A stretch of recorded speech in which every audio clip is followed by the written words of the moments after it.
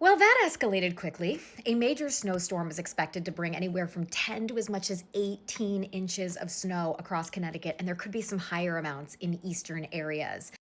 In addition to heavy snow, this time around we're also dealing with strong gusty winds that could reach as high as 40 to 55 miles per hour. The strongest winds will be along the immediate shoreline and southeastern Connecticut, and that's also why you'll find a blizzard warning is in effect for the immediate shoreline for low visibility, blowing and drifting snow. Some scattered snow showers are likely off and on through the course of the day on Sunday, and it might even be light and kind of steady at times in southwestern Connecticut later in the afternoon. But the bulk of the storm will really be moving in Sunday night, and heavy snowfall rates are likely overnight Sunday into Monday morning and could be as high as 3 inches per hour. But this is a long duration event. Snow will still continue into the afternoon and will only begin to wind down later in the day and heading into Monday evening.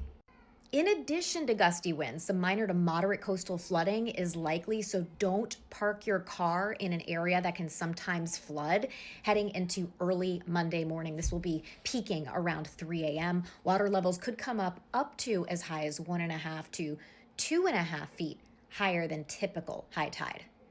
While we aren't expecting numerous, widespread, long duration outages with this storm, gas up the generator just in case, as there may be some scattered outages. In terms of the consistency of the snow, it will be heavier and wetter towards the shoreline in southeastern Connecticut, and it tends to be lighter and fluffier the farther north and west you go.